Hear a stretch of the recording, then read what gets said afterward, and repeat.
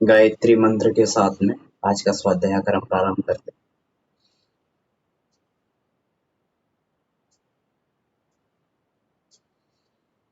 ॐ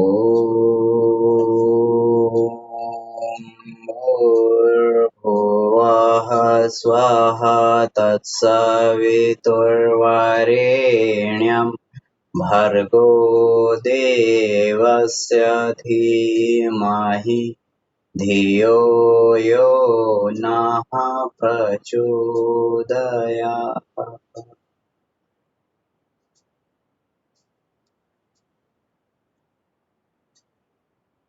आज का जो विषय है कि साधना जो है हमेशा एकाग्रचित्त से ही होनी चाहिए, क्योंकि हम सभी लोग जानते हैं कि कोई भी कार्य किया जाए उसमें एकाग्रता का ध्यान रखा जाता है। एकाग्रता का ध्यान ना रखा जाए तो उस कार्य में पूर्ण सफलता हमें प्राप्त नहीं होती। जब हम लोग रोड क्रॉस करते हैं, सड़क पार करते हैं, तो ध्यान देकर सड़क पार करते हैं। अपने ऑफिस में काम करते हैं तो ध्यान देकर काम करते हैं, एकाग्रता के साथ में काम करते हैं। और चित्त अगर एकाग्र ना हो, उद्विग्न चित्त हो, चंचल चित्त हो, उत्तेजित हो, तो इस तरीके से अगर चित्त इस तरीके का चित्त होता है तो एकाग्र चित्त नहीं होता है, तो हमें अपेक्षित परिणाम उसके नहीं प्राप्त होते हैं। कोई भी कार्य किया जाए उसमें चित्त स्थिर हो और एकाग्रता हो, तभी हमें जो है उसका पूरा फायदा मिलता है। साधना के लिए भी यही आवश्यक है, चित्त हमेशा इसमें शांत हो।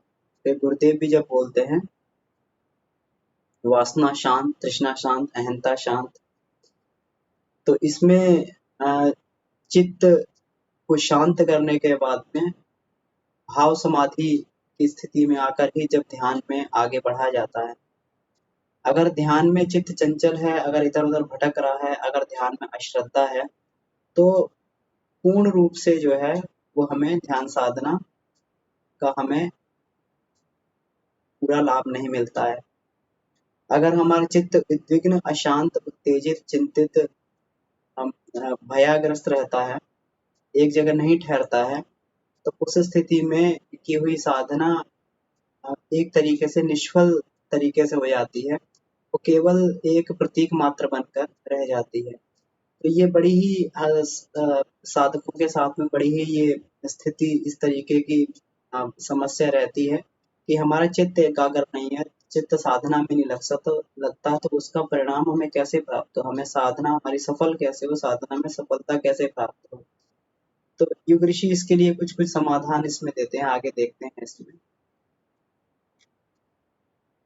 क्योंकि अगर मन एकाग्र ना हो तो न मन जप में लगता है न ध्यान में। दूसरा है श्रद्धा की कमी। तो एकाग्रता और श्रद्धा ये दो पक्ष हैं। तो अगर एकाग्रता नहीं होगी तो केवल हमारा कार्य जो है प्रतीक बनकर रह जाए, मन इधर-उधर उछल-कूद करता रहे। कोई हमारे सामने से निकल जाए तो कोई हमसे पूछता है कि आपके सामने से अभी कौन निकल गया? तो हम कहते हैं हमने देखा नहीं, जबकि आँखें वो देख रही हैं, अपनी आँखों से हम पूरा दृश्य देख रहे हैं, फिर भी हम कहते हैं हमने देखा नहीं। क्यों? क्योंकि हमारा मन वहाँ नहीं था। तो इसी तरीके से किसी भी कार्य को कर लिया जाए लेकिन वहाँ पर मन एकाग्र ना हो, तो पता नहीं लगता कि वो कार्य कब हुआ, कब हुआ और कब क्या उसमें हमें अ क्या उसका सब्ट्रैक्ट चाहिए था, तो वो कुछ भी हम जो है उसका नहीं निकाल पाते। क्यों? क्योंकि चित्त जो है हमारा एकाग्र नहीं था। कई बार व्यक्ति जो है दूसरा पक्ष होता है श्रद्धा का। अश्रद्धालु व्यक्ति भी उसका जो है साधना का ये पूर्ण लाभ नहीं उठा पाते। कई बार व्यक्ति जो होता है बड़ा ही अश्रद्धालु किस्म का व्यक्ति होता है, केवल परीक्षा करने की बुद्धि से कि ये जो साधना है तो इसका परीक्षा करके देखते हैं, इसकी परीक्षा करके देखते हैं कि ये वास्तव में साधना जो है फल देने वाली है कि नहीं है। तो केवल परीक्षा बुद्धि से ही ये साधना करते हैं और उसमें भी अपने बहुत सारे इसमें साथ में अपेक्षाएँ जोड़ देते हैं कि अगर ये अपेक्षा पूरी हो जाएगी, अगर ये वाली बड़ी कठिन कष्ट साध्य अपेक्षा मेरी पूरी हो जाएगी, तो ही मैं मानूँगा कि ये जो है साधना हमें परिणाम देती है। तो इसमें गुरुदेव कहते हैं कि ये बिल्कुल ऐसी ही बात हुई कि अगर कोई व्यक्ति ये है कहता है कि मान लीजिए कि अगर वास्तव में जल देवता जो है तृप्ति देते हैं, तो जल देवता मेरे खेतों को सिंचाई कर दें, मेरे खेतों की सिंचाई कर दें। और जब सिंचाई कर देंगे तो उसके बाद मैं जल देवता को प्रसन्न करने के लिए क्या करूँगा, मैं जल देवता को प्रसन्न करने के लिए कुआँ खुदवा दूँगा। तो ये जो है, ये बड़ी ही उथली सोच व्यक्ति की होती है, जब वो अश्रद्धा से जो साधना के क्षेत्र में प्रवेश करता है। तो यहाँ पर भी उसको परिणाम प्राप्त नहीं होता, क्योंकि क्योंकि श्रद्धा श्रद्धा का अर्थ है आदर्शों के प्रति निष्ठा, आदर्शों के प्रति लगाव, आदर्शों के प्रति प्रेम। अगर वो आदर्शों के प्रति प्रेम नहीं है तो इसका मतलब ये है। और भगवान क्या है, जिस ईश्वरी सत्ता से हम लोग जुड़ने के लिए जा रहे हैं, वो क्या है, एक आदर्श का ही समुच्चय है, वह एक सद्गुणों का ही समुच्चय है। उसकी सत्ता से अगर जुड़ना है तो हमें भी अपने अंदर कोई ना कोई एक आदर्श लेके हमें चलना होता है, आदर्शों से लगाव पैदा करना होता है, श्रद्धा मन में पैदा करनी होती है, तभी हमें उसका अपेक्षित परिणाम हमें प्राप्त होता है। लेकिन जब इसमें एक एक चीज गुरुदेव ने बड़ी ही स्पष्ट रूप से कही है, और ये बाकी साधकों के साथ में भी बड़ी प्रारंभिक साधकों के साथ में बड़ी समस्या होती है। हमारे जीवन में भी जो है, जब साधना प्रारंभ की थी तो ये बड़ी समस्या थी कि चित्त उद्विग्न रहता था, मन में चंचलता थी और अश्रद्धा भी थी मन में, क्योंकि साधना के जितने मनुष्य मन का स्वभाव है कि सहज ही वह जो है अ, अ, कोई भी आध्यात्मिक सिद्धांतों पर विश्वास नहीं करता है, जब तक उसको अपने विश्वास की कसौटी पर परख नहीं लेता कि ये वास्तव में ये बात जो कही गई है, अनुभव की कसौटी पे परख नहीं लेता कि ये वास्तव में जो बात कही गई है, ये सही बात है कि ये गलत बात है। जब तक वो अनुभव की कसौटी पे परखता नहीं, तब तक उसको विश्वास नहीं होता। तो शुरू में ये सारी चीजें रहती हैं, तो फिर हमारी साधना कैसे सफल हो, क्योंकि मन में अविश्वास भी है, अश्रद्धा और अस्थिर चित्त भी है। तो उस स्थिति में गुरुदेव बताते हैं कि एक जो सबसे बड़ा उस स्थिति में हमारे पास में सबसे बड़ा साधन है, वह है नियम। अगर नियम से कोई व्यक्ति अगर अपनी साधना कर रहा है, भले उसका चित्त चंचल है, भले उसका मन नहीं लग रहा, लेकिन नियम से करते करते जब वो सही समय पे सही मात्रा में बैठकर वो जो है अपना साधना करता है, नियमित रूप से बैठकर साधना करता है, तो वो साधना में धीरे-धीरे उसके ये तीनों दोष जो हैं, अविश्वास, अश्रद्धा और अस्थिर चित्त के ये तीनों दोष उसके दूर हो जाते हैं। और ये तीनों दोष दूर होते ही जो है उसके अंदर श्रद्धा और विश्वास का एवं एकाग्रता, ये तीनों तीनों के तीनों उसके अंदर का संवर्धन हो जाता है। किससे? केवल नियम से। इसीलिए जो है नियम को बहुत ही बड़ा स्थान दिया गया है कि कोई चीज़ नियम से की जाए तो धीरे-धीरे हमारा मन जो है उसमें रस लेने लगता है। क्योंकि मन के पास में रस लेने की सिद्धि है। मन एकाग्र वहीं होता है जहाँ पर उसको रस आता है। और मन के पास में रस लेने की सिद्धि है। वो जहाँ चाहे वहाँ रस ले सकता है, जहाँ चाहे वहाँ रस पैदा कर सकता है। बात किस चीज़ की है? बात केवल अभ्यास की है कि उस चीज़ के लिए अभ्यास किया कि नहीं किया गया, और नियम से किया गया कि नहीं किया गया। ऐसा नहीं है कि आज आज अगर हमने अभ्यास किया और फिर 2 दिन छोड़ दिया, फिर जाके फिर अभ्यास प्रारंभ किया, फिर 4 दिन के लिए छोड़ दिया। तो नियम से अगर अभ्यास नहीं किया जाएगा तो वहाँ पर हमारा मन जो है उस चीज़ में रस हमें वहाँ पर नहीं आ सकता।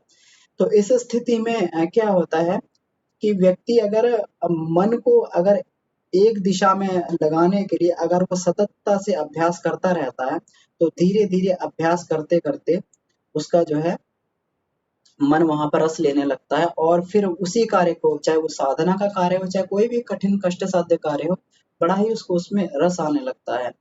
तो ये जो है इसमें पूज्य गुरुदेव बताते हैं कि नियम की जो सबसे बड़ी महत्ता है, और एक बार नियम बन जाए तो उसको श्रद्धा और विश्वास उसमें अपने आप पैदा होने लगता है। क्यों?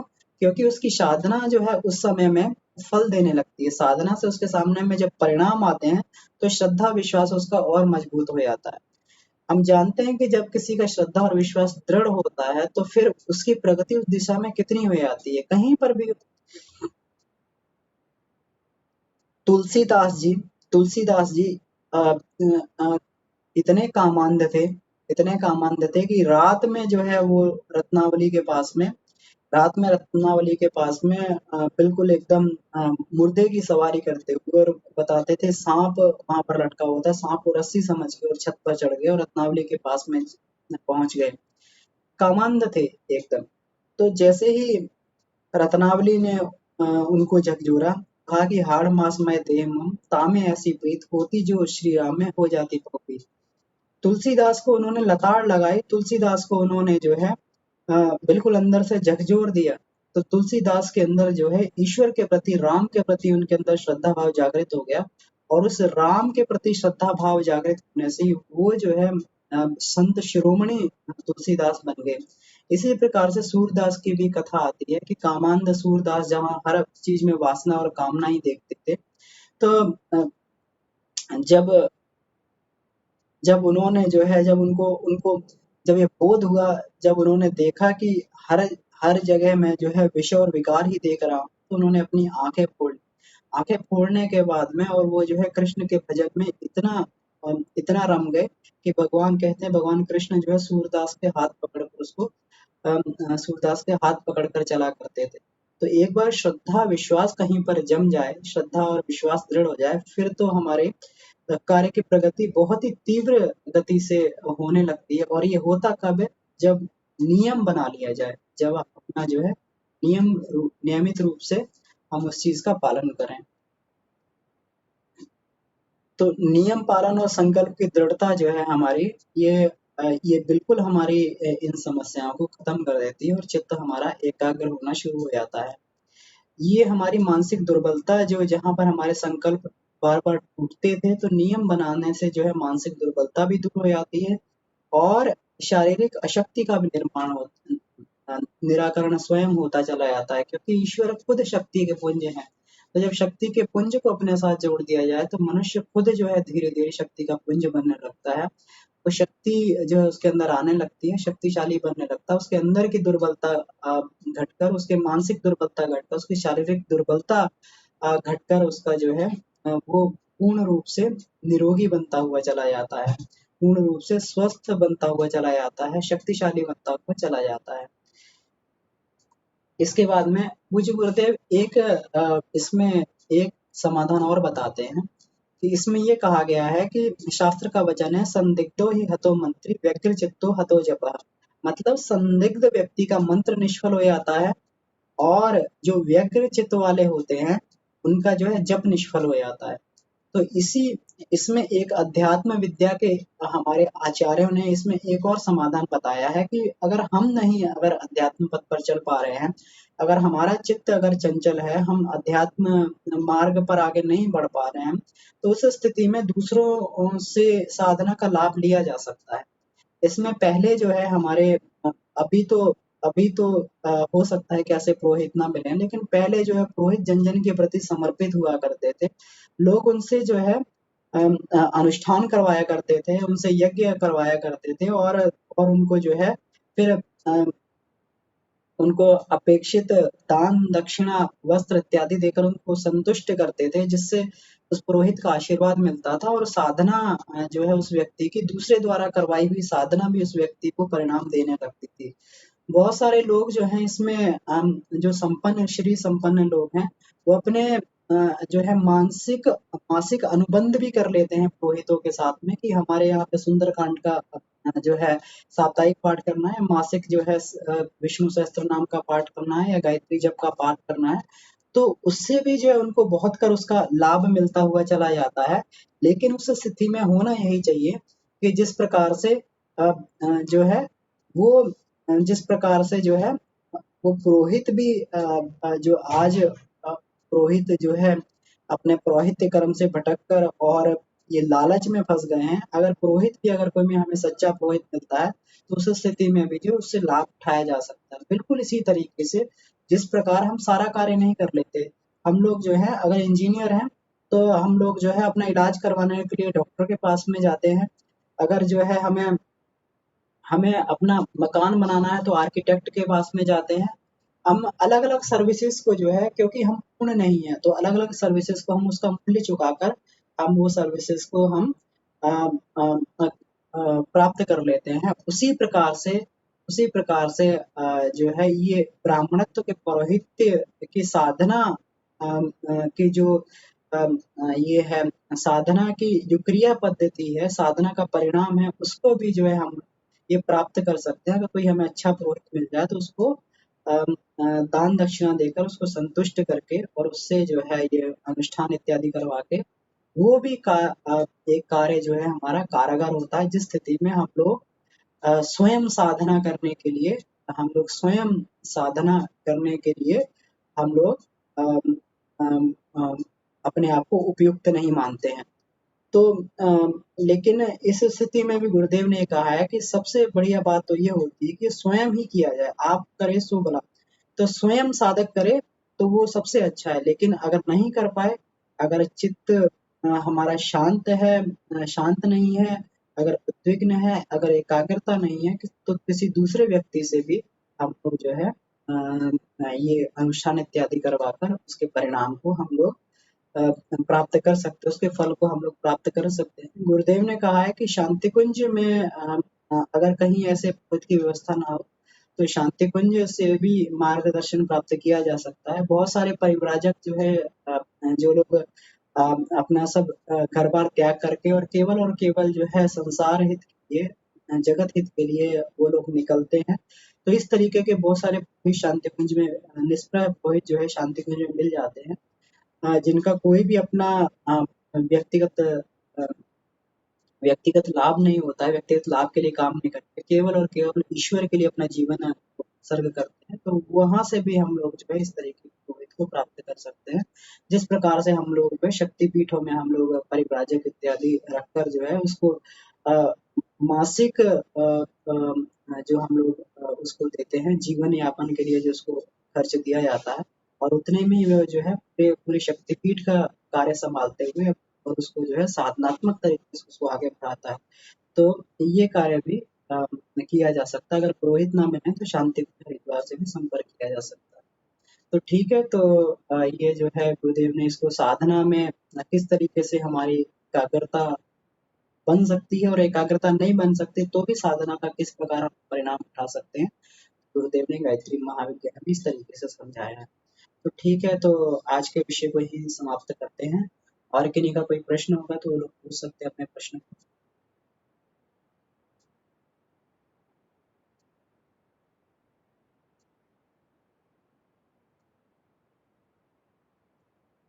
ठीक है, तो अगर कोई प्रश्न नहीं है तो आज की कक्षा को यहीं हम लोग समाप्त करते हैं। आप सभी जी, आप सभी ने ज्वाइन किया उसके लिए बहुत-बहुत धन्यवाद। जी भैया कुछ कहना चाहते हैं क्या? जी भैया, प्रणाम भैया। जी प्रणाम भैया, प्रणाम। आ, भैया, आपने जैसे बताया कि ना, अगर जैसे कि हम जो है नियम का पालन करने लगे तो हमारी जो है साधना और अच्छी हो जाएगी हमारी। हुँ। तो अभी अभी ना ऐसा होता है कि जैसे कि थोड़ा सर्दी भी होने के कारण ना फिर जो है थोड़ा उठने का समय थोड़ा सा लेट हो जाता है। तो ऐसा हम क्या करें कि जो है नियम पालन हमारा जो है वो अच्छे से होता रहे हमारा, इसके लिए क्या करना चाहिए? नियमितता का नियमितता का मतलब भैया ये है कि अपन निरंतरता बरतें, कंटिन्यूटी बरतें। तो अगर मान लीजिए सर्दी पड़ रही, थोड़ा लेट हो रहे हैं, तो ऐसा होता है कि जैसे शांति कुंज में भी जो है 2 समय निर्धारित किए गए हैं। ग्रीष्मकालिक समय अलग होता है जो वहाँ के कार्यक्रम चलते हैं, और शीतकालीन समय अलग होता है। तो मान लीजिए हम सुबह 4 बजे उठा करते थे और शीत की वजह से हम अभी नहीं इसको कर पा रहे हैं, तो उसको अगर 5 बजे उठ सकते हैं, 6 बजे उठ सकते हैं, तो उसी हिसाब से अपना नियम बना लें। लेकिन नियम नहीं टूटना चाहिए। तो अगर मान लीजिए अगर हम लोग इस तरीके से समय निर्धारित कर सकते हैं, नवरात्रि से नवरात्रि भी हम लोग कर सकते हैं कि नवरात्रि जब ठंड चालू हो जाए तो उस समय में हम लोग अपने समय को आगे खिसका लें, और आगे खिसका के जो है फिर हम लोग उसको उसी समय पे 6 महीने चलते रहें। फिर जब ग्रीष्मकालीन नवरात्रि आए तो फिर उस समय में जो समय को बदल के फिर हम लोग कर सकते हैं, लेकिन नियम नहीं टूटना चाहिए। समय जो है रोज नहीं तब्दील करना चाहिए। मौसम के हिसाब से समय अगर बदल लिया है तो फिर उसी समय पे हमें दृढ़ रहना चाहिए। जी भैया। और बाबूजी तो इसमें बढ़िया समाधान बताते हैं कि अगर कोई व्यक्ति मान लीजिए देर से भी उठता है तो उसके लिए ब्रह्म मुहूर्त उसी समय होता है। अगर कोई व्यक्ति रात में ड्यूटी करके आया है तो उसको दिन में सोना पड़ता है और दिन में जब भी जगता है तो उसके लिए वही ब्रह्म मुहूर्त है, उसको वहीं से शुरू कर देना चाहिए। लेकिन करना ज़रूर चाहिए, मतलब प्रतिदिन करना है, प्रतिदिन अगर 2 समय की संध्या करनी है तो करनी है। जी, हम्म। समय अपने हिसाब से हम लोग निर्धारित कर सकते हैं। जी जी भैया। जी, ये निश्चित बात है कि अगर मान लीजिए ब्रह्म मुहूर्त में करेंगे उसका लाभ अधिक मिलेगा। फिर भी अगर नहीं कर पा रहे हैं तो हमारे जीवन में भैया बहुत समस्या रही थी। तो न नियम नहीं बन पाता था, नियम खिसक जाता था इधर-उधर। खिसकने का मतलब टाइम खिसक जाता था, लेकिन हम साधना अपनी अगर हमें आधा घंटा साधना करनी है, तो किसी भी समय करते थे तो उतना ज़रूर करते थे। लेकिन फिर धीरे-धीरे करके फिर ब्रह्म मुहूर्त में उठने का नियम बन गया।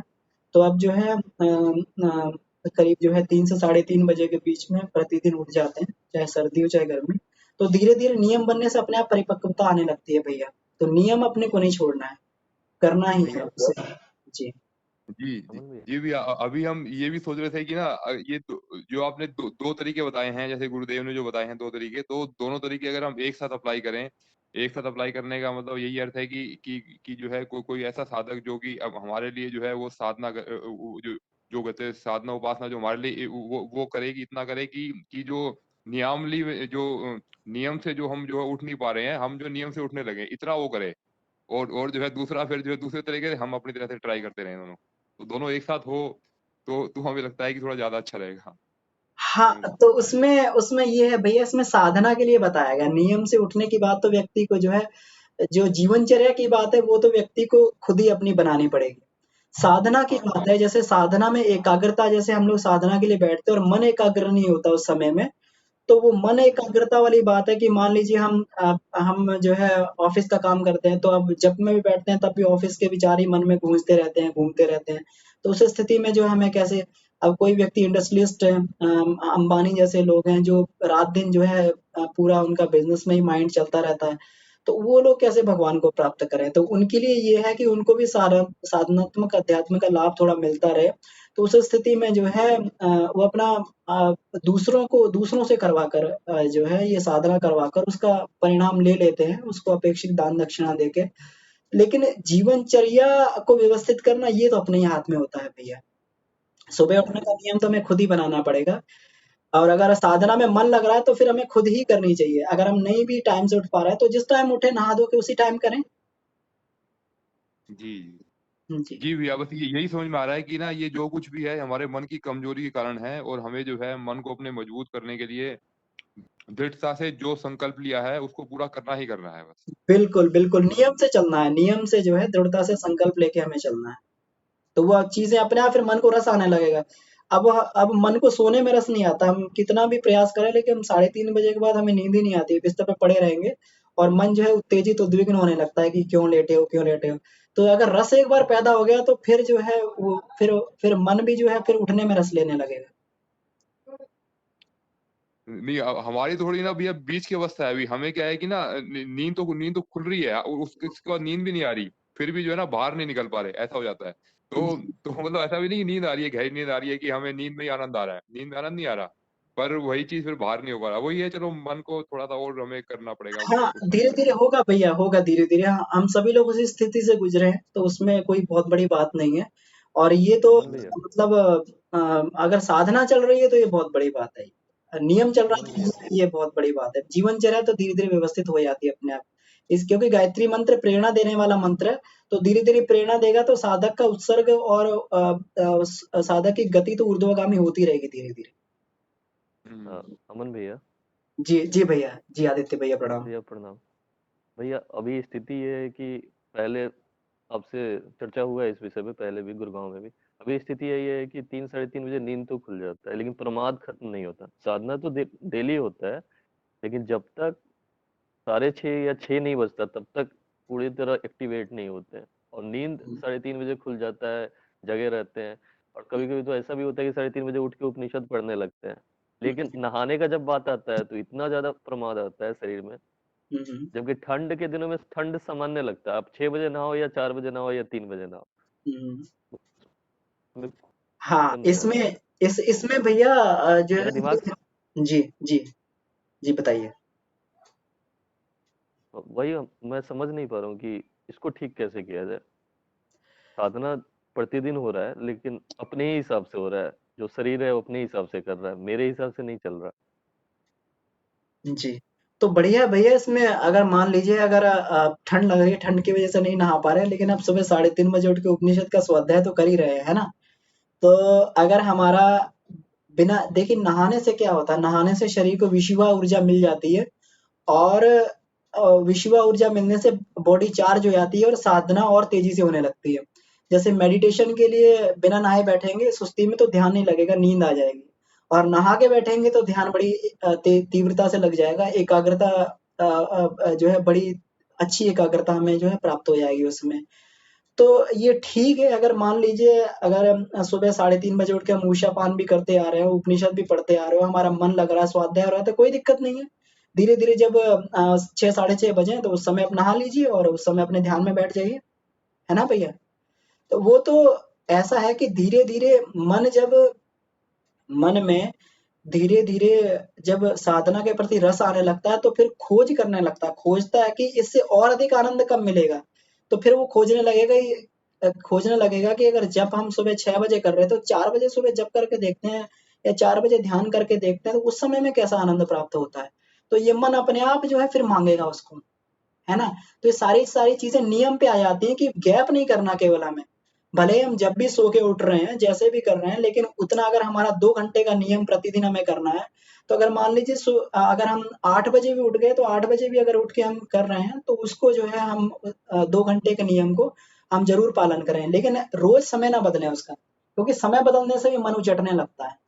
तो उसमें कोई दिक्कत नहीं है भैया, धीरे-धीरे जो है अपने आप अभ्यास बनता रहेगा, है ना? उसमें कोई समस्या वाली बात नहीं है। ठीक है लेकिन भैया। अगर ये आप सुबह उठ के स्वाध्याय कर रहे हैं और ध्यान में मन लग रहा है, स्वाध्याय में मन लग रहा है, तो ये बढ़िया संकेत है ना?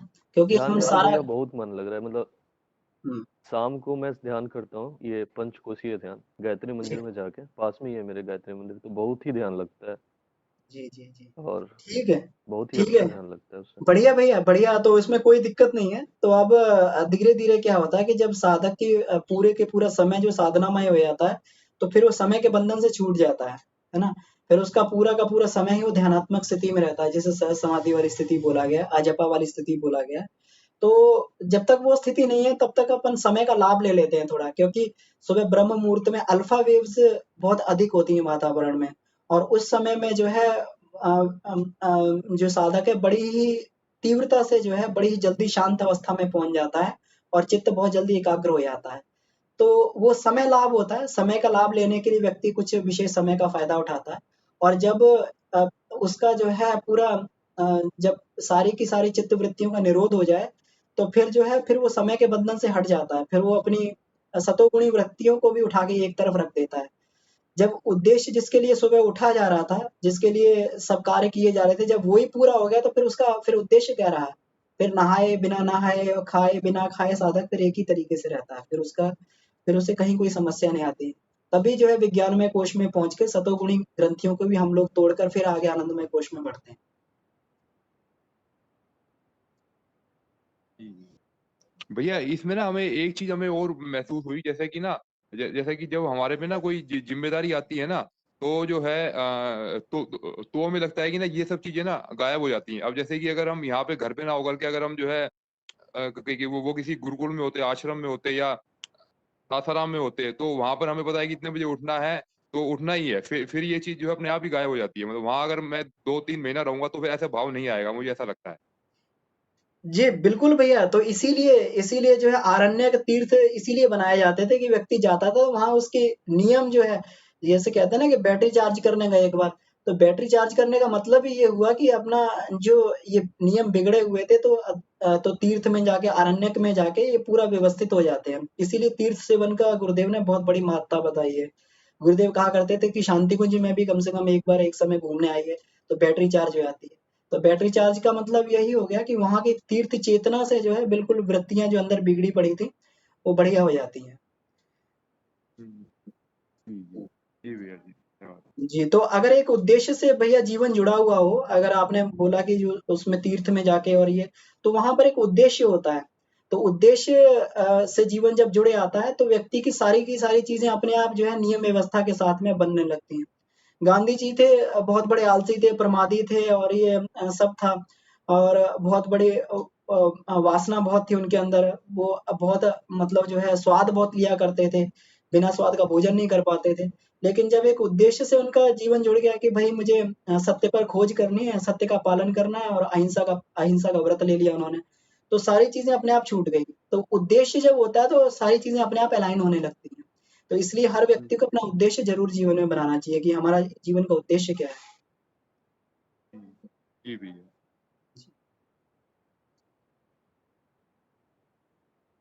प्रणाम भैया, सबको प्रणाम। दीदी प्रणाम। हाँ भैया, मेरे साथ तो यही हो रहा है कि मतलब ना जैसे अंदर ही द्वंद चलता रहता है। मतलब जैसे कि ना मतलब ऐसे लगता है कि संसार अपनी तरफ खींच रहा है और मैं आगे जाना चाहती हूँ। मतलब मैं इस मार्ग मतलब साधना करना चाहती हूँ पर मैं कर नहीं पाती हूँ। मतलब अंदर ही वो चलता रहता है द्वंद सा कि मैं करना चाहती हूँ, गिल्ट फीलिंग आती रहती है, बट कुछ ना कुछ ऐसी रिस्पॉन्सिबिलिटीज फंसी रहती हैं कि वो ना सोने का रूटीन बन पाता है, ना उठने का बन पाता है। तो कुछ समझ ही नहीं आ रहा लाइफ में कैसे क्या किया जाए। हाँ दीदी, उसमें जो है मेरा अपना एक्सपीरियंस है कि उसमें कोई बात नहीं, धीरे धीरे जो है इसमें क्योंकि आपके अंदर द्वंद बना हुआ है तो युद्ध की स्थिति तो बनी हुई है। ये जो है गीता का दूसरा जो अध्याय है, जो है विषाद योग अध्याय है। तो विषाद भी योग है। जब आदमी के मन में विषाद पैदा होता है तभी जो है उसके अंदर आगे जो है योग की शुरुआत होती है। कि अपने अंदर जो है ये जो है अपनी दुर्बलताओं से जब व्यक्ति अंदर ही अंदर लड़ने लगता है। महाभारत की लड़ाई तो केवल 18 दिन चली थी। तो लेकिन फिर उसको जो है अर्जुन ने फिर भगवान कृष्ण ने अर्जुन को ये क्यों बोला कि तू निरंतर मुझे स्मरण कर, निरंतर और युद्ध कर। तो फिर जब 18 दिन लड़ाई चली थी तो निरंतर मुझे स्मरण करना, युद्ध करने की बात कहाँ से आ गई। तो उन्होंने वास्तविक जो है आंतरिक दुर्बलताओं से जो है लड़ने की बात कही। आंतरिक महाभारत हमेशा छिड़े रहने की बात कही है। तो जब तक हमारे अंदर आंतरिक दुर्बलताएं हैं, ये सबके साथ में होता है, ये हमारे साथ में अभी भी होता है। और ये चलता रहेगा जब तक पूर्णता को प्राप्त नहीं कर लेंगे। जब तक व्यक्ति थोड़ा भी अपूर्ण है तो अपनी अपूर्णताओं से लड़ता रहेगा वो। तो उसमें कोई दिक्कत वाली बात नहीं है, कि एक शुभ संकेत है कि हमें इसी तरीके से हमें आगे बढ़ते रहना चाहिए। क्योंकि गायत्री जो है केवल एक चीज हमें नहीं छोड़नी चाहिए, गायत्री मंत्र की उपासना। सब कुछ दुनिया में छूट जाए, एक चीज ना छोड़ें, गायत्री मंत्र की उपासना। क्योंकि अगर इस मंत्र की उपासना करते रहेंगे तो ये मंत्र हमारे अंदर आत्मबल का संवर्धन भी करता रहेगा और हमारी प्रेरणा नहीं मरने देगा। और एक आंतरिक द्वंद की स्थिति जो है, एक महाभारत युद्ध की स्थिति हमेशा चलती रहेगी। देवासुर संग्राम हमेशा हमारे अंदर चलता रहेगा। और जो जो हमारी जो आध्यात्मिक यात्रा है वो कभी खत्म नहीं होगी। अगर एक बार संग्राम अगर मतलब अगर खत्म हो गया, अर्जुन ने हथियार डाल दिए कि नहीं अब तो ऐसा ही है, बस जैसा है जीवन को वैसा ही स्वीकार लिया गया, तब जाके व्यक्ति की जो है फिर जिसे बोलते हैं अधोगति चालू हो जाती है।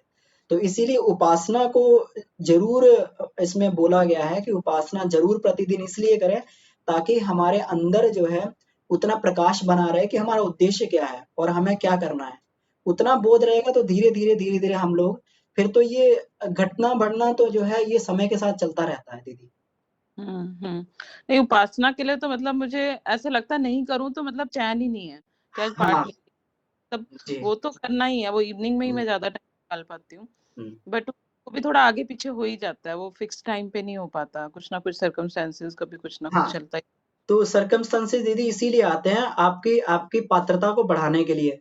क्योंकि जब हम ईश्वर को अपने आप को समर्पित कर देते हैं तो जब ईश्वर पात्रता बढ़ाना चाहते हैं तो वो पात्रता इसी तरीके से बढ़ाते हैं। फिर पात्रता बढ़ाते हैं कि हमें जो है ऑफिस में बहुत खरी खोटी कभी सुनने को मिलती है, बहुत बहुत काम बढ़ जाता है। तो हमारी कार्य क्षमता जो है इसी तरीके से फिर धीरे धीरे बढ़ने लगती है।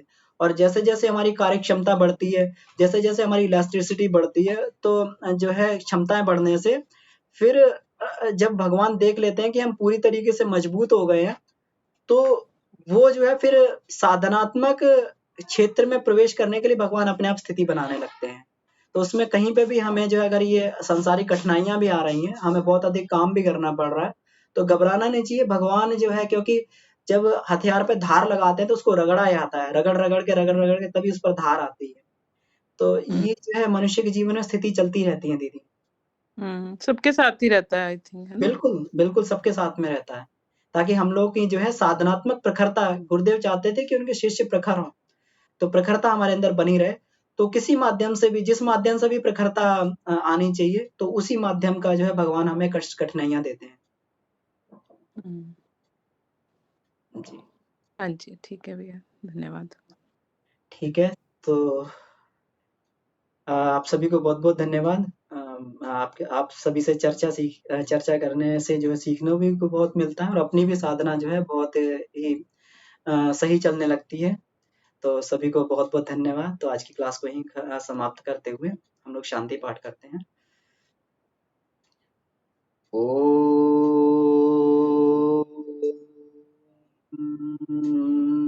शांति शांति शांति। समाप्त।